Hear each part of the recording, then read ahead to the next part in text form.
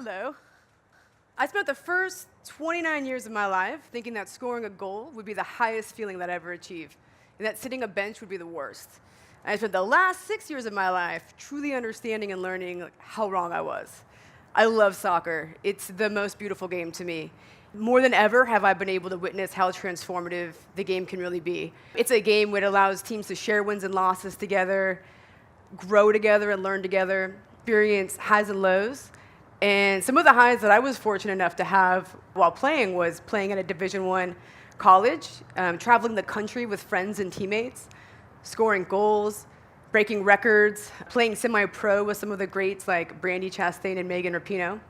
And when I wanted to go pro and didn't make it, I could have never been prepared for the void that I would feel when I was no longer part of a team or the game anymore. By 2009, I was sitting in a jail cell dying of a drug addiction, right here in Sacramento County. When I thought that sitting a bench would be the worst feeling in the world, sitting on a bench in jail with a cellmate who likes to talk to the toilet every night was much worse. Every night, what this woman would do is she would take out the toilet water of the toilet bowl, and then she could use that to communicate to the man who was in the cell above us, who was her fiance. And they had a very loving relationship. And every night, while I was trying to sleep, they would have these loud, toxic, just kind of yelling matches through the toilet. Sounded like a very angry person's voice just every night. And there was one special night that I remember where she had finished her routine conversation with her fiance, and then I saw her do something I hadn't seen before. And she was pulling something out of the toilet, and it was a Snickers bar. And then she started eating it, yeah, and then she asked me if I wanted some. And I snapped. It's like, I could not accept that this is what my life had become. And so I got up, and I hit the crisis button, and the officer yells through, "Are you going to hurt yourself or another person?" I said yes. And I was immediately taken out of there and put into a holding tank and on suicide watch, rightfully so. This was truly my lowest moment for a few reasons, because I was already feeling pretty hopeless. Feeling helpless because now I'm handcuffed and in jail. More so suicidal, though, because I just couldn't imagine a life that I could be happy in. And I was wrong again. So shortly after that experience, I was released from jail, and I went to rehab, and I got sober. And then I went to transitional living, where I could rebuild my life. And there I was introduced to a men's homeless street soccer team who is training for Street Soccer USA annual national tournament in Washington, D.C. And these guys had kind of recruited me to play with them because they knew I'd had a background in soccer.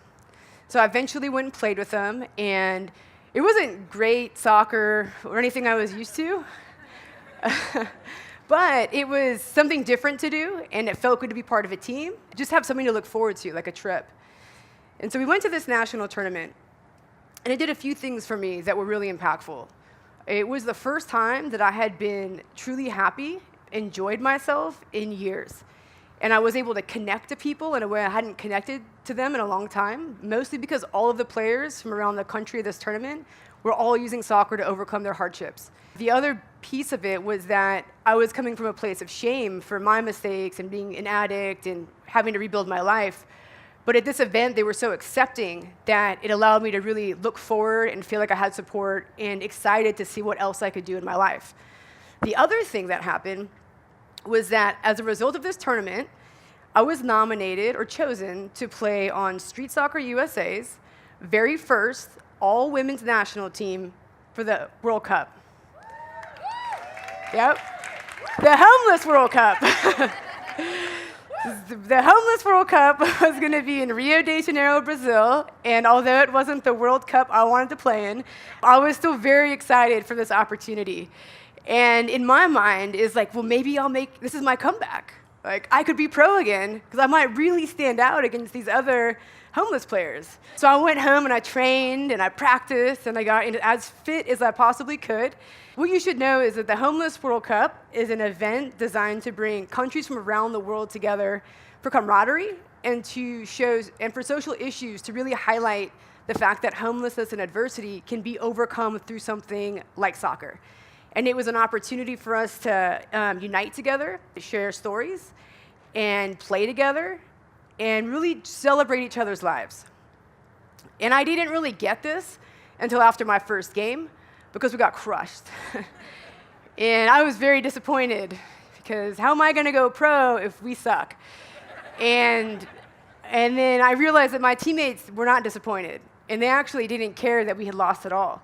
And they didn't care because they weren't at this event because they were soccer players. They were at this event because of what it meant for them to be a part of something, to wear a jersey that represented something positive, and they had grown to love the game because of the positive impacts it was making in their lives. And our team was very diverse.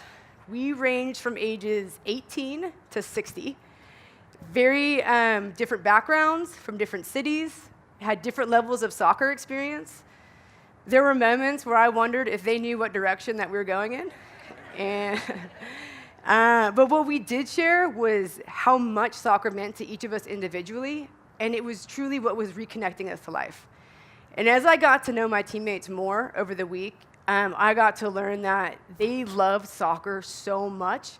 Although they were new to the game and maybe not great, like they were obsessed with it. All they wanted to do was like learn to dribble better, pass better, shoot. Like this was what they wanted to do. This is what made them feel whole. And ironically enough, this was the only thing I had to offer another person. I didn't have a job, I didn't have money, didn't have, nobody trusted me. But I have like years of soccer experience that I can share with my teammates. And so it was this real great opportunity for me to spend a week with them and giving them everything I could that I knew of the game. And what that did for me was it really gave me a sense of value and purpose that I hadn't experienced in a really long time. And then for them, it made them feel respected. They were getting more confidence in what they could accomplish as a person and a soccer player. And it was really creating this cool culture within our team that we had respect for each other because of how much the game meant to us individually. And that was something that was brand new to me. And eventually, we did win a game. Yeah, it was 7-6, and I scored all 7 goals. And what was more exciting than scoring 7 goals was watching how excited my teammates were. And we won that game together, but I mean, they lost their minds. It was like we had won the World Cup. For me, I'll remember that and the rewarding feeling it gave me because it was the first time I felt like I was truly sharing a win with my teammates.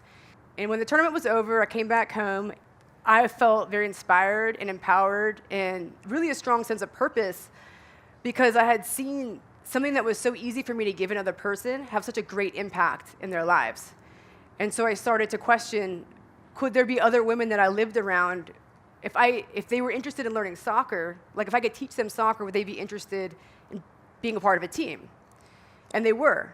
And so in 2011, we started our very first Street Soccer USA all-women's Sacramento Lady Salamander team, and they went and competed in a national cup 2011.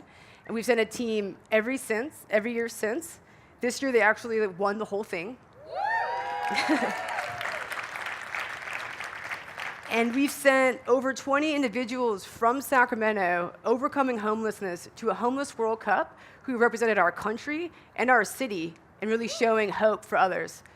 And 75% of a Street Soccer USA participants will achieve goals of employment, housing, education, or sobriety within their first year of participating.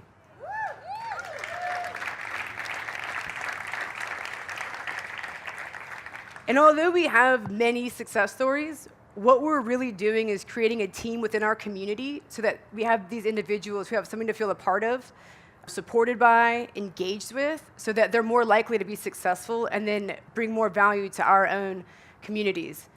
And so when I thought that scoring a goal would be the greatest high that I would ever feel, what I learned is that teaching someone how to score a goal and then being able to celebrate it with them is really where the greatest high is. Thank you.